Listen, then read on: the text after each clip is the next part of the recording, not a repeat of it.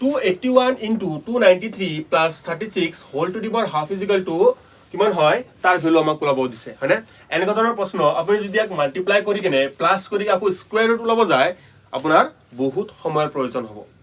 হয়নে আমি কি কৰিব পাৰো হয়নে সেই এপ্ৰোচটো আমি আজি চাম হয়নে আমি তো এক্সামত ডাইৰেক্ট কৰিব পাৰিম আপুনি ইনটু কৰি আপুনি স্কয়াৰ ৰুট ওলাব পাৰিব বহুত সময়ৰ প্ৰয়োজন হৈ যাব আপুনি এক মাৰ্ক পোৱাতকৈ নপোৱাই ভাল হৈ যাব হয়নে তো আমি কম সময়ৰ ভিতৰত কেনে কৰিব পাৰো আমি হেতু চাম চাব কি কৈছে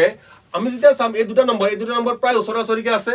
হয়নে কিবা ওচৰা-ওচৰিকে আছে কিমান আছে ডিফাৰেন্স আছে সৰি ডিফাৰেন্স কিমান আছে 12 আছে হয়নে তো 12 ৰ আধা কিমান 6 এই 6 টোৰ লগত আমি কিবা এটা ৰিলেট কৰিব পাৰো নেকি চাব হয়নে কি ৰিলেট কৰিব পাৰো চাবচোন কি ৰিলেট কৰিব পাৰো মই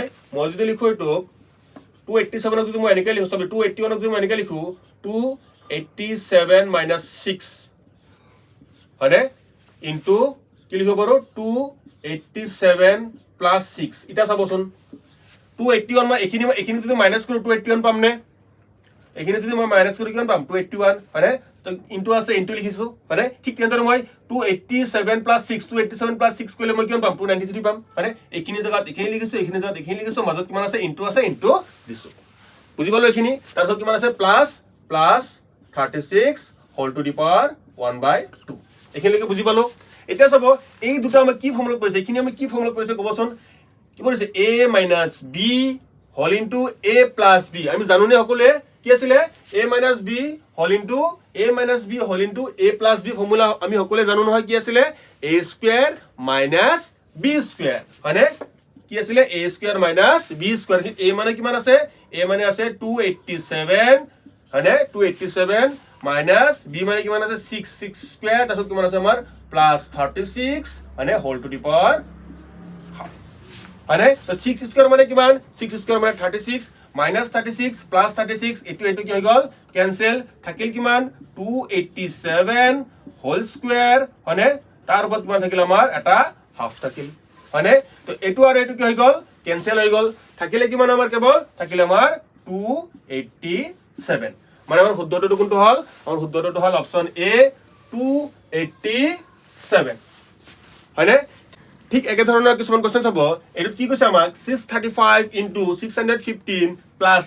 100 হোল টু দি পাৱাৰ 1/8 মানে এই তাকো কি দিছে 1/8 দি দিছে মানে কেনেকৈ কৰিব পাৰি এই দুটা ওচৰা-ওচৰিকে আছে এই দুটাৰ মাজত ডিফাৰেন্স কিমান এই দুটাৰ মাজত ডিফাৰেন্স হল আমাৰ 20 আৰু 20 আধা কিমান 10 মানে 10 ৰ লগত ৰিলেট কৰিব লাগিব 10 ৰ লগত ৰিলেট কৰিলে কিমান হ'ব চাব এখিনি মই কি লিখিব পাৰিম 625 + 10 হয়নে লিখিব পাৰো নে 635 ক মই লিখিব পাৰো নে 625 + 10 হয়নে ইনটু আৰু 615 ক মই কি লিখিব পাৰো 615 ক মই লিখিব পাৰো 625 - 10 লিখিব পাৰো নে হয়নে 625 ৰ পৰা মই যদি -10 কৰি দিও কিমান পাম আমি 615 তাৰপিছত কিমান আছে প্লাস 100 হয়নে তাৰপিছত কিমান আছে ওপৰত 1/8 আছে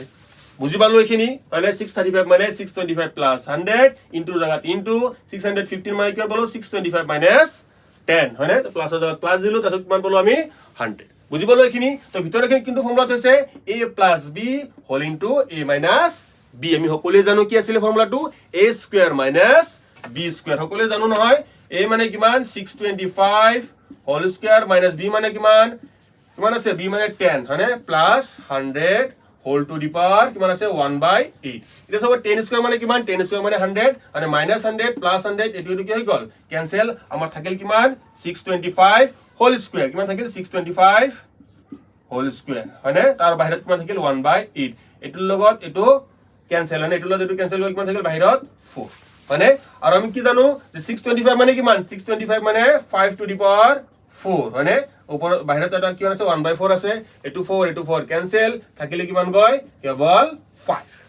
বুজি পালে নে এই কোৱেশ্চনটোৰ উত্তৰ কিমান পালো আমি 5 পালো ঠিক একেদৰে এই প্ৰশ্নটোৰ উত্তৰ কিমান হ'ব আপুনি ক্যালকুলেট কৰি কমেন্ট কৰি জনাব এনে ধৰণৰ প্ৰশ্ন চাব এক্সামত প্ৰায় আহি থাকে হয়নে কিন্তু বেছিভাগ ষ্টুডেন্টে এনে ধৰণৰ কোৱেশ্চন এটেম্প্ট নকৰে কাৰণ চাব আপুনি যদি ইয়াৰ পৰা এলসিএম ওলাব যায় বহুত সময়ৰ প্ৰয়োজন হৈ যাব হয়নে এলসিএম ওলালে আকু ওপৰত মাল্টিপ্লাই কৰিব গলেও বহুত সময়ৰ প্ৰয়োজন হৈ যাব হয়নে তো সময়ৰ অভাৱত এনে ধৰণৰ প্ৰশ্ন এক্সাম হলত এৰি থৈ অহা যায় হয়নে তো